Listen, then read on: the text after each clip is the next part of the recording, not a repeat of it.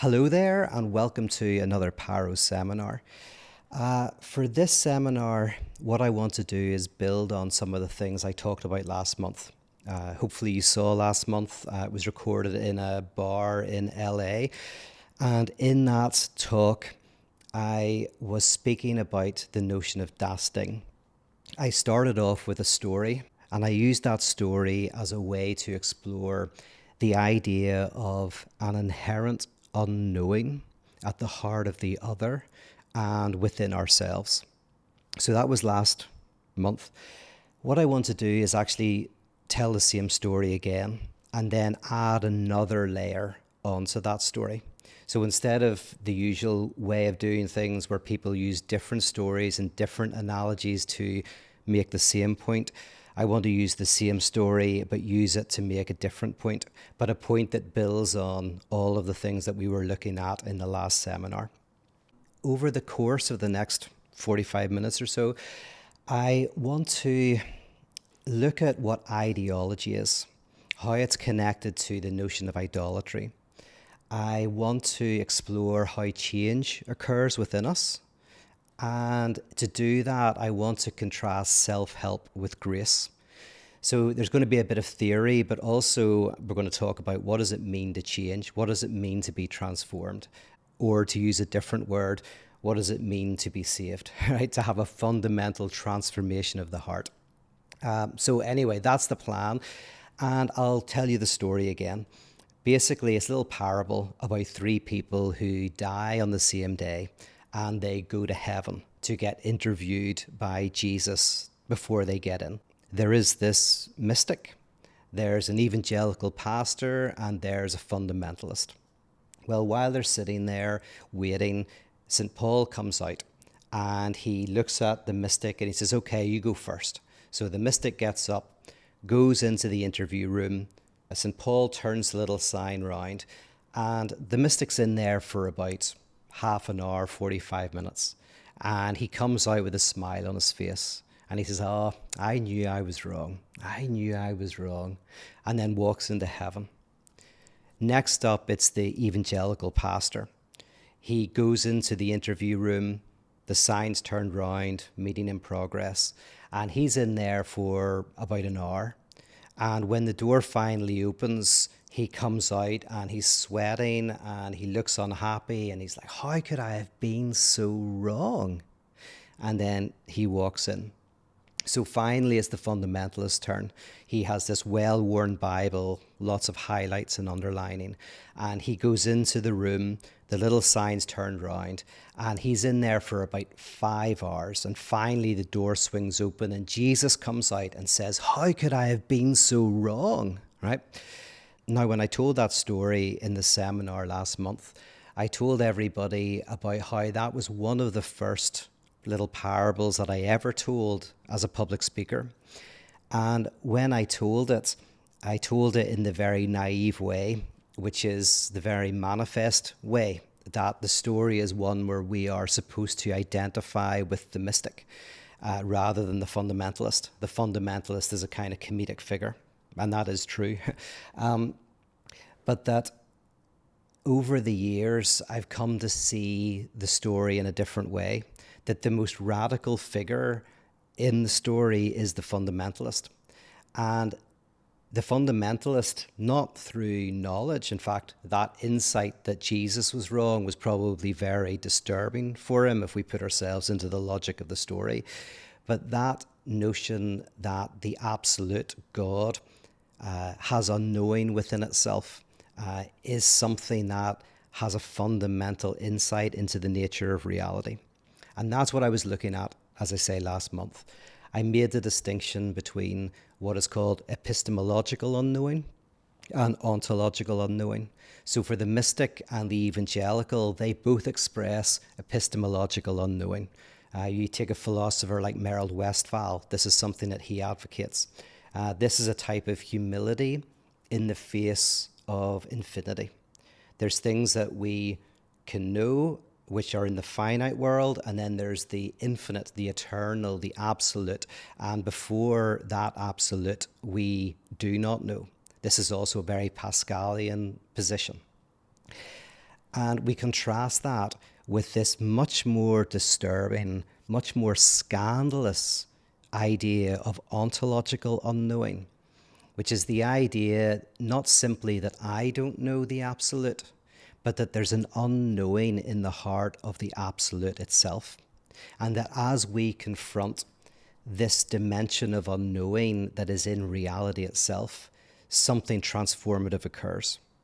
Now, before I move on to that notion of transformation and why this story tells us something about the meaning of grace, of salvation, of change, I want to just reference the idea that if this is true, if reality itself has a quantum dimension, i.e. a type of wave-particle duality, a type of asymmetry that kind of haunts everything from the political world to mathematics to physics, biology to subjectivity itself, then that means, well, a couple of things.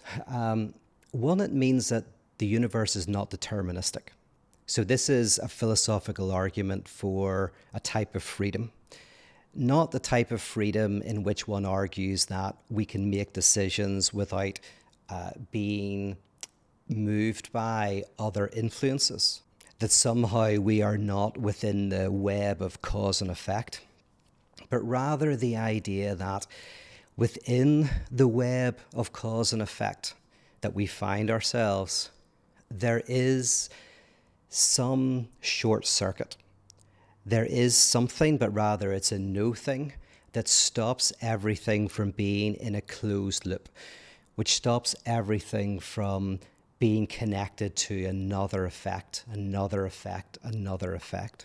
If we want to understand this a little bit better, we can think about the cosmological argument for the existence of God that was famously put in its probably most succinct form by Thomas Aquinas. For Aquinas, everything that we see in the world is the result of a cause. So in a way, he is arguing for a type of deterministic series of cause and effect within the universe. But then he says that there must be an uncaused cause that gets everything started. One cause that does not itself have a cause. And then he says this uncaused cause is what we call God. Now, in a similar way, in psychoanalysis, there is a notion that language is a series of signifiers that reference other signifiers. So there's no such thing as a word that has meaning outside of its relationship to other words. So when you open up a dictionary, for example, every signifier points to another signifier, and they all keep pointing to each other in this web of language. But then Lacan says that there is what's called a master signifier. And a master signifier is a signifier that does not have a signifier that describes it or defines it. It's a type of signifier that gives meaning to, let's call it a language game, but itself lacks meaning. So for example, words like truth, justice, freedom, God can be master signifiers. We can talk about truth and we can argue about it, we can write books about it.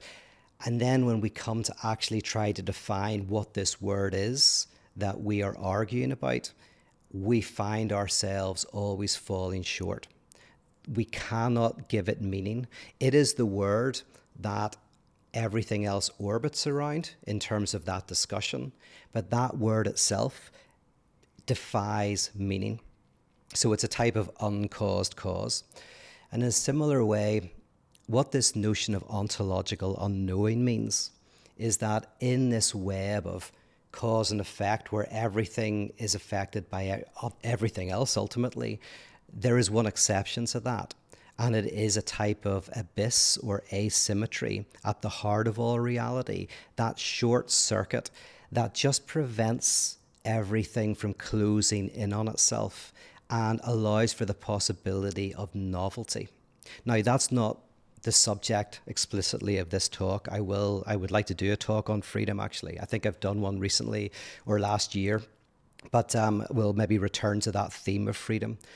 But I just want to say that if this is true, that all of reality is holy, and by holy I mean is full of holes, has an abyssal dimension, then that means that there is a concept of freedom within that. We can build a philosophy of freedom, but it's not the freedom of I can freely choose something.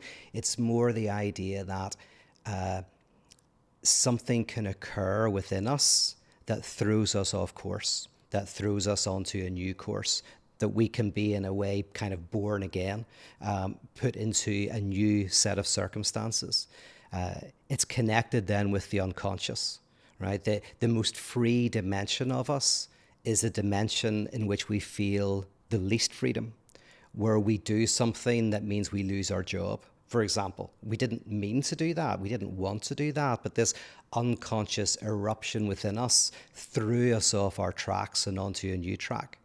So this unconscious eruption is a type of manifestation of this freedom that is terrifying. I mean, this freedom is not a nice thing. It's not something that we like. I mean, Sartre talks about how we're condemned to freedom. And so many of us go to tarot cards or fortune tellers or the Bible to try to find an answer or a friend, someone who'll tell us what we should do. But what is more important for this seminar is not the freedom dimension, but the idea that if ontological unknowing is correct, then there is an inherent alienation to life. That alienation is not some contingent thing that we can overcome, which is the promise of religion in its sacred and secular forms, but rather alienation is a reality that we must comport ourselves to, that we must find a way to even enjoy. In a way, traditional religion is always about saying that any experience of alienation that you feel is either a reality that you can overcome or an illusion that you can penetrate. That in reality, everything is one. A equals A. And you can either return to that oneness, that wholeness, that blessed state, or you don't have to return to it. You just have to see that you are already dwelling within it. So, for example, in the work of Blaise Pascal, we are haunted by a sense of loss of an original blessing that makes life miserable because we want to return to that wholeness. We feel an abyss within us that nothing finite can fill.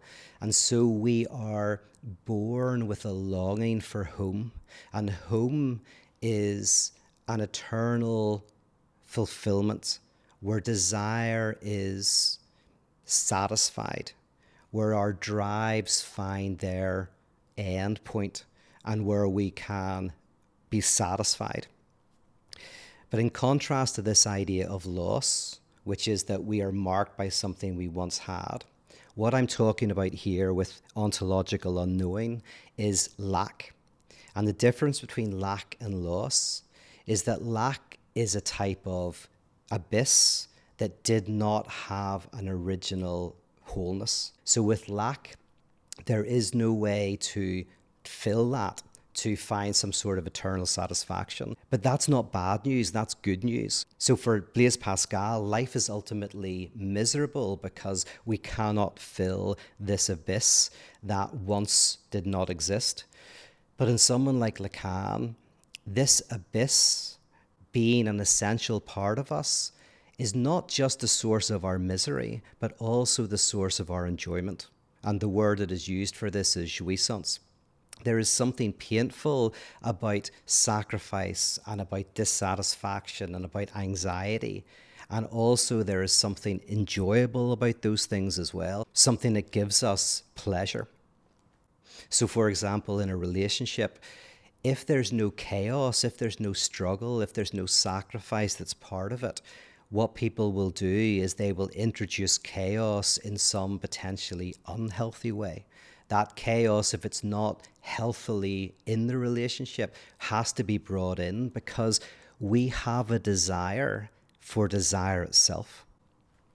Interestingly, both Pascal and C.S. Lewis draw on an argument that all of the desires we find within ourselves have a potential satisfaction. We feel thirsty because there is something we can drink. We feel hungry because there is something we can eat. We feel sexual desire because sex is possible. And while we may be somewhere where we cannot access sex or water or food, the desire for them is evidence that they can be satisfied. And so both Lewis and Pascal use this to say that we also find within ourselves a desire for the transcendental. And so they say this points to the possibility that this infinite desire within us that no finite thing can fulfill can be fulfilled. But the response to that is to say that to be human is to not simply have animalistic desires for certain things to be filled. We also have a particular type of desire for desire itself. And this, following Freud, is called drive. Drive is a type of desire for desire that finds satisfaction in dissatisfaction. It is seen in the gambler who continues to addictively gamble, or the person who is always buying a different house and a bigger house and wants more and more and more. It's something that can't be satisfied, but where we get pleasure from the lack of satisfaction. The idea of the hunt is a great example of this, where the enjoyment isn't actually trying to get the animal. Famously, we have Wile E. Coyote, who is eternally chasing the roadrunner and gets enjoyment out of the frustration. Otherwise, he would stop. I was doing a course recently on Pascal, and I used this as an example because in an episode of Family Guy, Wile E. Coyote, in a cutaway, is seen to actually catch the roadrunner. And he's amazed, and it cuts to him in his kitchen with a friend, and they're eating the roadrunner, and he's like, oh, this is amazing, this tastes so good. And his friend asks him, what are you going to do now? And Wile E. Coyote says, well, I don't know. I'm sure something will come up. And then it basically cuts to him feeling meaningless until he tries to kill himself with his catapult. Oh, this is delicious. I mean, it's like when you work for your meal, when you really work for it, it just tastes that much better, So, what are you going to do now? Huh. Never really thought about it. Been chasing this damn bird for 20 years. I'm not really trained for anything else. I guess I kind of let my life get away from me. Well, I'm sure something will turn up.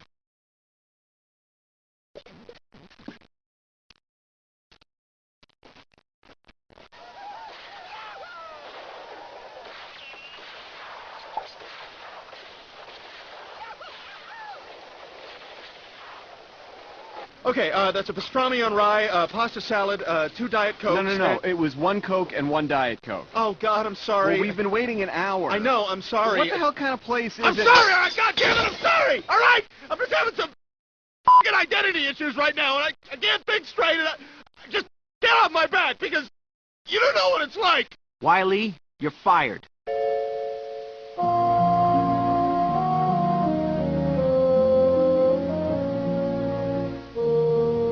Mom and Dad, can forgive me for this.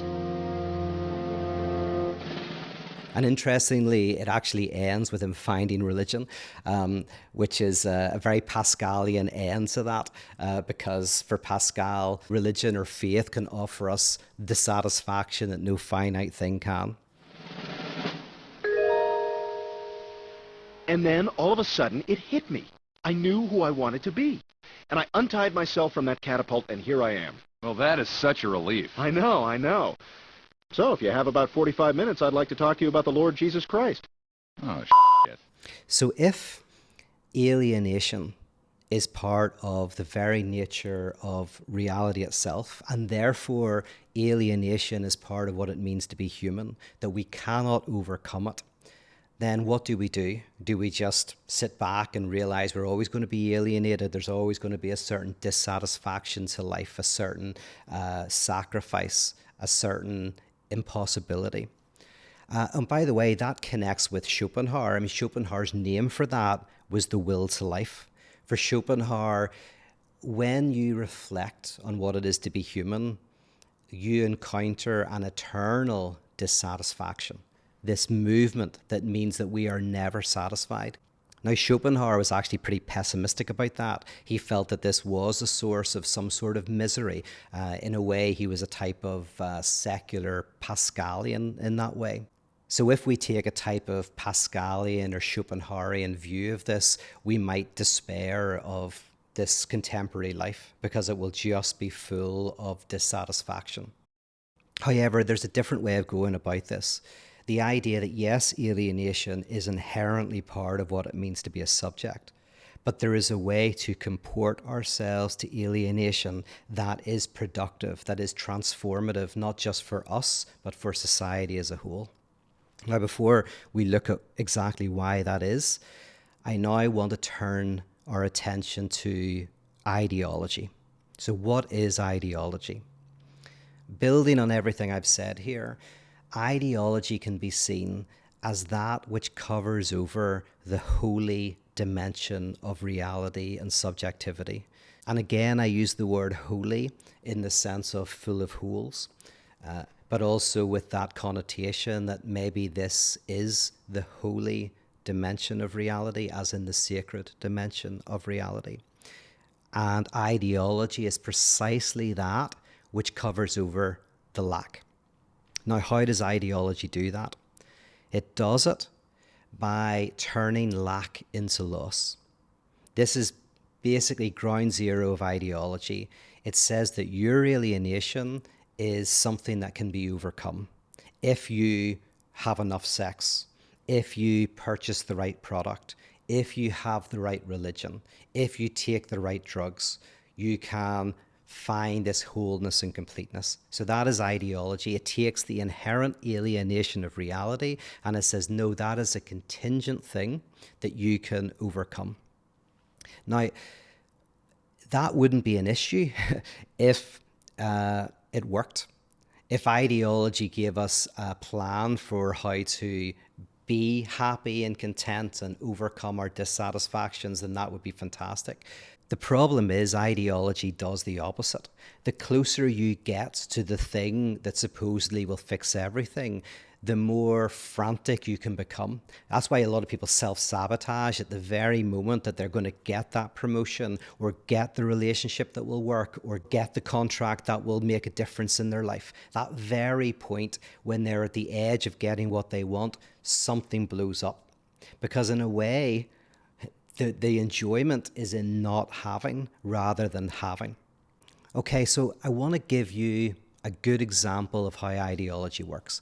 And so I want to reference the 1988 movie They Live. So nice and contemporary. I really recommend you watch it. Recently, I just did an Exposure event. Exposure is a monthly film theory group that I'm part of. And I did They Live. So I would recommend you watch it. It's a beautiful example of emancipatory cinema. And just to give you a little bit of background to it, it's set in the 1980s. This guy called Nada, who is just this homeless guy who drifts into LA looking for work. He discovers that aliens are among us. He finds these glasses, and when you put the glasses on, you can see the aliens. But you can also see that the aliens have put messages everywhere that say obey authority, marry and reproduce, sleep, consume, don't question. All of these messages are everywhere. And as soon as you put the glasses on, you see a billboard and the billboard disappears and behind it you see consume. You see do not question authority. You see obey.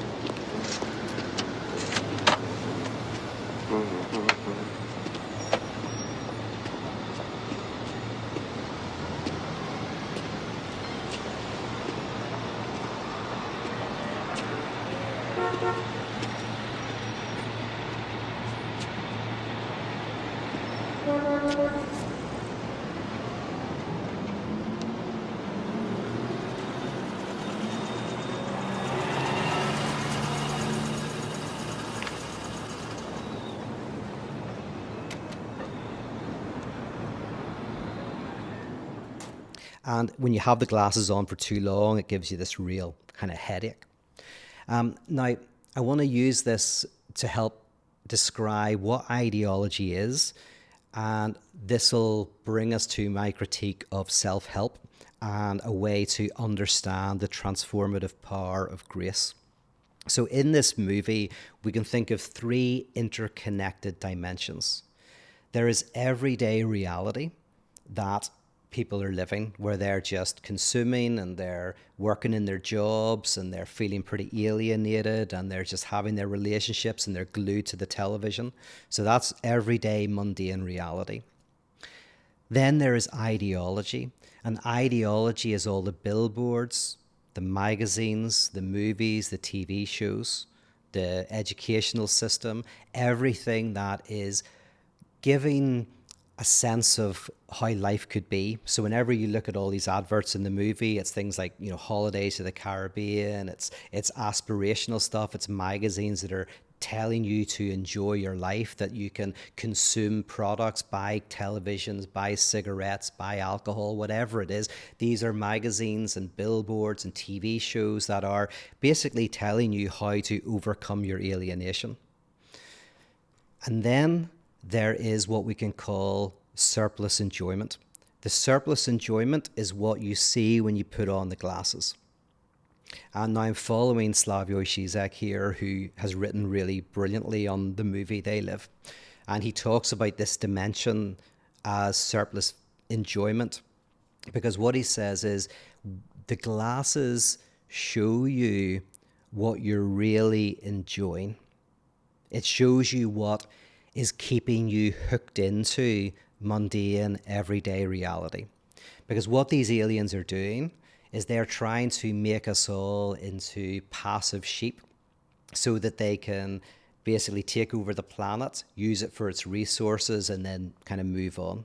Right. And in the movie, it says by 2025, they will have effectively taken over the entire planet. So we're 2 years away. I think they might be ahead of schedule by the looks of things. But anyway,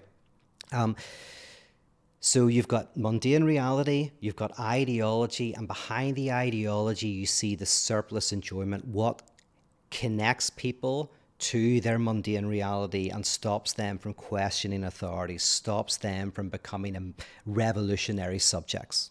Okay, now, what's really interesting, right, is if the glasses show you your surplus enjoyment, and surplus enjoyment, I should just define that. Surplus enjoyment is a type of excessive enjoyment that arises as a byproduct of some sort of utilitarian pleasure. So, for example, a child is nurturing at the mother's breast and is feeding, and it's using its lips to feed. And then when that infant gets a bit older, they start to suck their thumb, right? The thumb sucking is a kind of enjoyment in the surplus, right? Originally, the sucking was what you did in order to get the milk. Now you enjoy the sucking itself. In the same way, I think I've talked before about there were supposedly some people in Japan who, I think it was after the 2008 crash, would go on holiday, but what they would do is they would plan the holiday, they would pack their bags, they would take the taxi to the airport, they would fly to the country, and then they would fly straight back.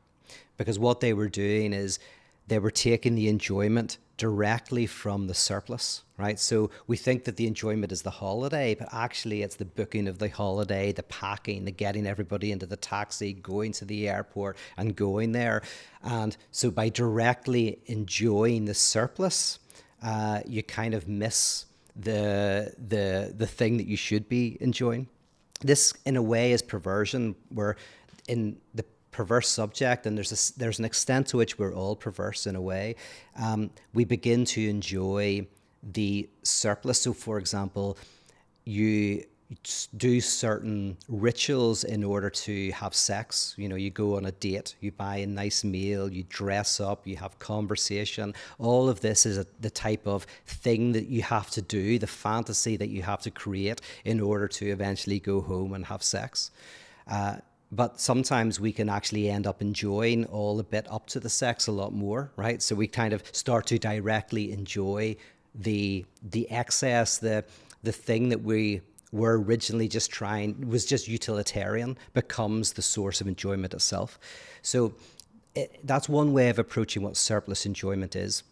Again, the gambler is a good example where the enjoyment is not so much in the win, but what makes a gambler is that they enjoy the process of gambling itself, and even the losing becomes its own sort of enjoyment.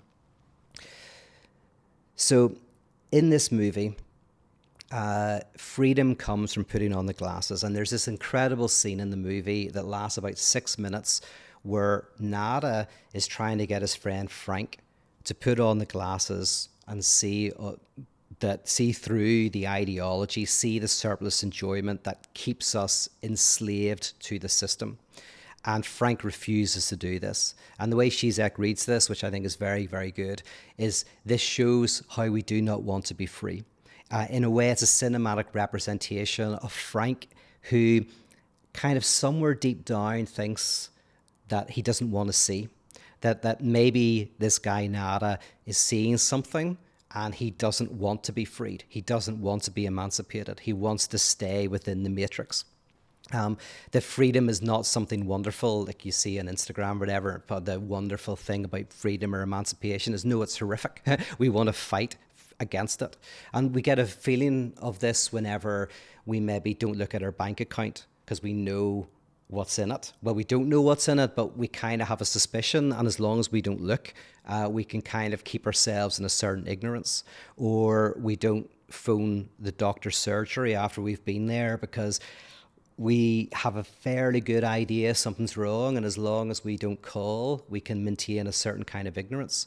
So in other words, it's not an unknowing, it's an unknowing that we are responsible for. It's a knowing unknowing. And in the movie, that's very important, because what the glasses show you is not what is unseen, but what we see but pretend to ourselves we can't see. We see it and yet we don't see it. It's subliminal. So the message is there to see: consume, obey, don't question authority, but we don't see that we see it. So the glasses simply present to us something that we already know but disavow in ourselves. And eventually Nada gets Frank to put on the glasses, and he sees the surplus enjoyment. So here's the weird thing about the movie at first, is how come the surplus enjoyment is exactly what mundane reality is, right? The message behind the billboards is consume, sleep, obey, all of these kind of things, which people are already doing, right? They're already doing those things. The ideology is get money, buy these products, retire at the beach, all of these, that's the ideology. And yet what ties us to, what the ideology does is, in a disavowed way, it gives us what we already have, right? Now, this is very, very key, because in self-help, it's always about going from A to B, right? You've got a certain life, you're doing a certain thing. How do you get from A, where you currently are, B to where you want to be? So basically, at its core, self-help is always ideological, because it either offers you something like better relationships, making more money, retiring early, whatever it is, it gives you that, or you bring that to the self-help, and the self-help offers you various techniques to get there. But at the core, there is a movement from A to B. So in terms of they live, self-help is the billboards, the magazines, they're all the TV shows, the movies, they're all telling you in different ways how to get rid of alienation.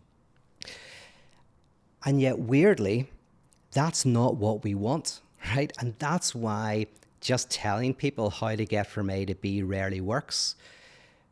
Because if alienation is inherent to our subjectivity, it is also where our enjoyment comes from. Without knowing it, we enjoy dissatisfaction, we enjoy alienation. Now, alienation and dissatisfaction in contemporary society are completely destructive for most of us, right?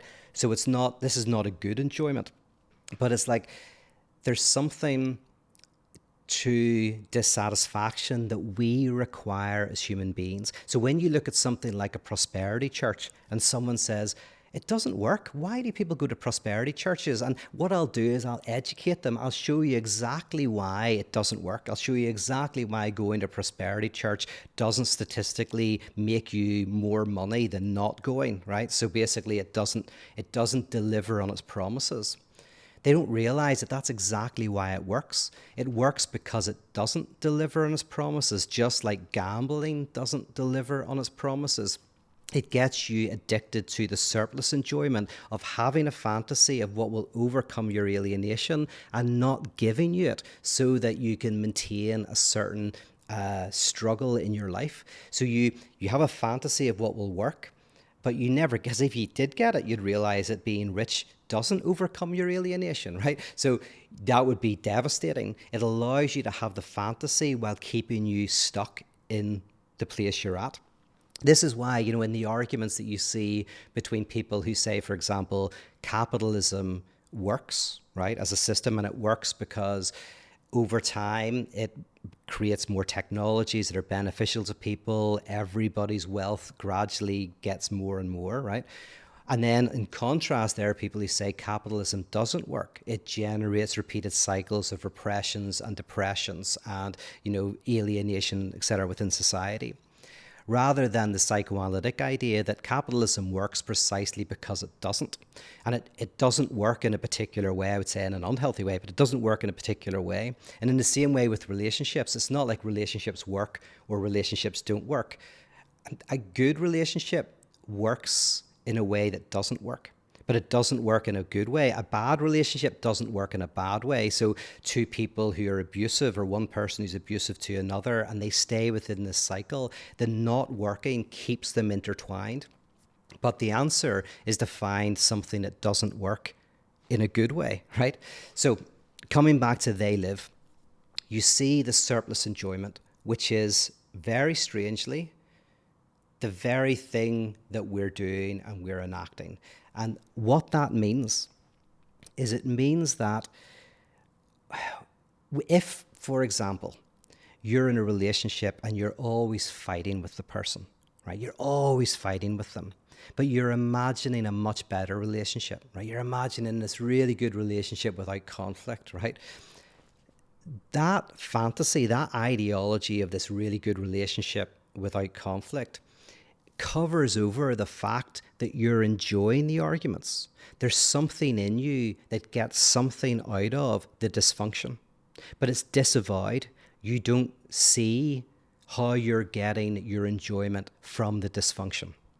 Now, in self-help, as I said, self-help will come along and say, we'll help you either make that relationship really good or help you get another relationship. By the way, that might be exactly what you need, right? But self-help, that's what self-help does.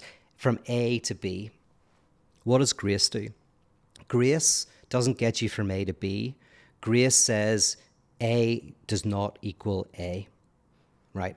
Which means grace says you don't have to do anything except confront yourself, right? Grace says we'll have a space where you accept yourself, where you experience acceptance from others, and as you're able to not move from A to B, but just be, and look at where your surplus enjoyment comes from, i.e. come to know yourself, have grace for yourself, so that, because when you don't have grace for yourself, you get into self-denial, you tell false stories about yourself, you cover over your surplus enjoyment.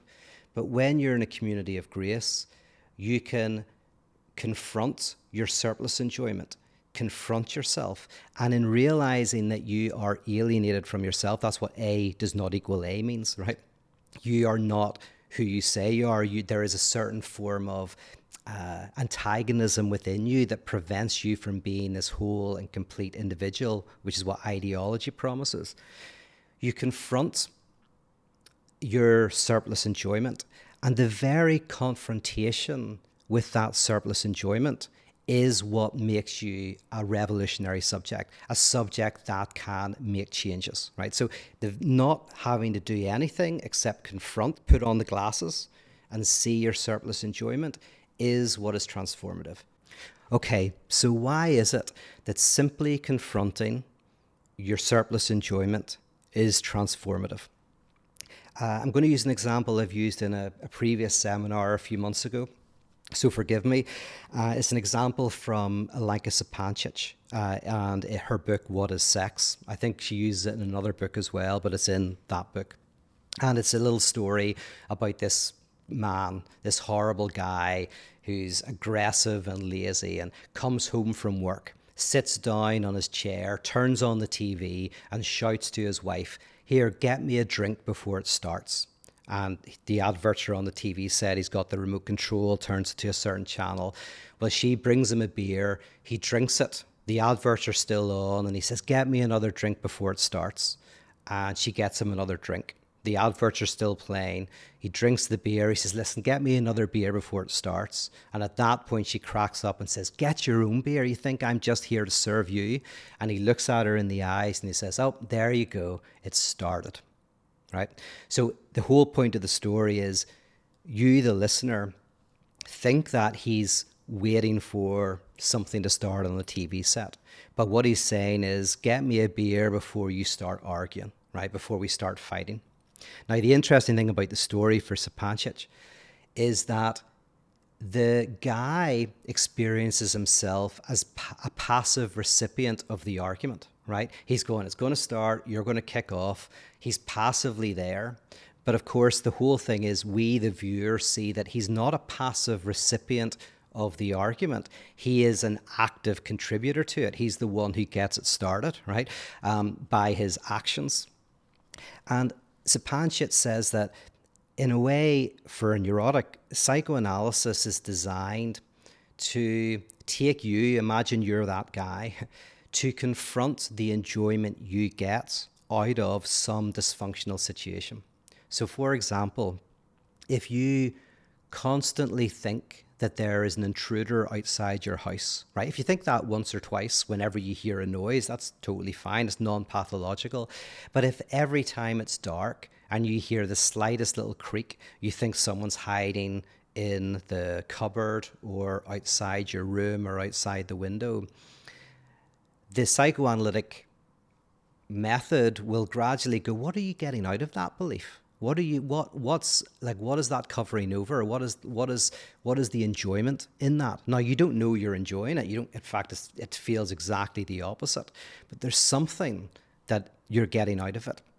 And the idea is that when you're confronted by the enjoyment, by what it's covering over, when you're confronted by that, the confrontation itself gets you over it. It breaks it. Right? As soon as you kind of are confronted with that. So in movie They Live, when you're confronted with your surplus enjoyment, you are now broken free of being a passive, obedient citizen.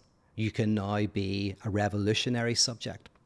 And if that was a dream, so let's imagine I had the dream and I go to my analyst and I say to the analyst, yeah, I had this dream where I was at work, I was really busy, I was really stressed, and I came home and I said to my girlfriend, can I have a drink before the game starts? And she got me a drink, and then I asked her to get me another drink before it started. And then I asked her weirdly in the dream to get me another drink before it started. And then she started shouting at me.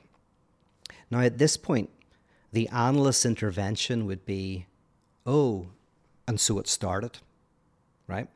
And when the analyst says that line, oh, and so it started, I immediately would be confronted with the fact that, oh, that's what I was waiting for. Oh my goodness, am I enjoying that? Am I getting something from that? Which would change it. I had this actually a decade ago when I was in analysis, and I was talking about a relationship that was very chaotic. And I said, it's like a heroin relationship. I'm just addicted to the highs. And my analyst said, or the lows. That's all they said. I did Lacanian analysis. They said very little. There was usually very little said. So, whenever those three words or the lose, three words, and maybe that was the only three words that were spoken in that session. It might have been the only three words that had been spoken in the last 4 sessions, right? Soon as those three words were said, or the lose, I was confronted with how I was getting an enjoyment out of the dysfunction itself. And in that confrontation with that surplus enjoyment, with that truth, that shifted something in terms of that relationship. Didn't have to do anything. I just had to see my own alienation and the enjoyment I was getting from the alienation. And what this does is it then reorients you in a way in which you are in a better position in relation to this fundamental lack at the heart of everything. And we can call this salvation. And why I call it salvation is because it is a fundamental reconfiguring of how we desire as a subject. And it's a way in which we can operate in the world while not being of it. Most forms of popular therapy, or what's called mental health today, is designed to help you integrate better into your life, to help you integrate better into your relationships or into your work. Recently, I heard Jordan Peterson talk about his therapeutic practice. He's a depth psychologist, and he talked about how he's worked with people who are quite high up in business, who often suffer from insomnia and who don't take enough holidays, and this causes a lot of bad symptoms in their lives. And one of the things Peterson said is he helps those people see that actually to be more productive, if they want to be more productive as a CEO, they actually need sleep. And they need to go on holiday, spend time with friends. And what basically is being done here is trying to see the symptom. So say the symptom is insomnia, which might actually be the protest that the individual does about being in this system, right? This type of therapy is designed to make you more productive, fit more deeply in, to take the symptom, which might be, as I say, a protest against a form of life that is destructive to you, and using that symptom, which is the protest, as a type of conservative way to get you to be more effective as an economic subject, right? In psychoanalysis, the idea is to help you enjoy your symptom, not use the symptom in order to integrate better into the world, but to help you realize that you as a subject are never fully integrated into the world. There is an inherent type of alienation in which you're in the world but not of it. And that the idea is how do you enjoy that alienation and how to make it productive for you and society as a whole, not always trying to overcome it.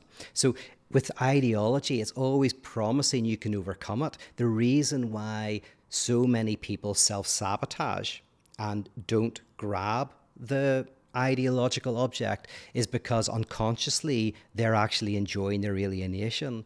It's just a form of alienation that is profoundly destructive because they haven't found a right relationship with it. That's why a lot of people who are successful tend towards having perverse or psychotic structures, because they're more likely to want to grab the ideological object than someone who is neurotic. But anyway, that's beside the point. Maybe that's taking us too far afield. Okay, so what I'll do is I'll just sum up where we've got to in these 2 seminars. The idea of ontological unknowing is the idea that there is a fundamental unknowing in the other, in ourselves, and in reality itself. And this is called Das Ding. And this dimension of the abyss that is essential, it's not contingent, it is an eternal reality. We can even give it the signifier God as that which is eternal, that which is uncreated, that which is an inexistent thing. This is the source of our freedom, and this is the source of our alienation. And religion in its sacred and secular forms is ideological, trying to render this lack into loss, saying, oh, this alienation is contingent and can be overcome in X, Y, or Z ways in this life or in the next life. But rather, a radical approach, a parotheological approach, is to see this alienation as essential. And what we need to do is not do self-help, which tells us how to get from A to B, right? Ideology being the kind of, this is the B, right? The destination that will make you happy, how to get from A to B, but rather to embrace and experience grace. Grace being the realization that A does not equal A, that who we are is a type of conflict with ourselves. We have a chaos within us. We are, in the words of James Joyce, a chaosmos. And seeing that and embracing that, and in that embrace, finding a type of freedom that allows us to be healthier individuals, to find healthier ways to sacrifice, healthier ways to have alienation and conflict within us, that brings life to us, what's called drive. To not satisfy this drive, but rather to allow it to continue to eternally generate knowledge and inventions and relationships and possibilities and adventures in a process that never ends. So we have Das Ding, which is that abyss. We have ideology, which is the covering over of that abyss, the rendering of this inherent lack into a contingent loss. And then we have grace as the place where we can accept that we're accepted. We can confront our surplus enjoyment, confront our alienation, and in confronting it, turn it into something that is valuable and that is good. And the work of parotheology is trying to create those spaces of grace. And that's something that we'll take up in a future seminar. So hope that was interesting. Thanks for joining us. If you're interested in these, we have groups where we discuss these ideas in my Patreon. I'd love you to have you involved. That's how I support myself. And because of many of you, I'm able to do this for a living, and I am eternally grateful for that. So there's lots of stuff that you can get there. Or, as I say, these monthly seminars are free on YouTube. So thank you. Take care. Bye-bye.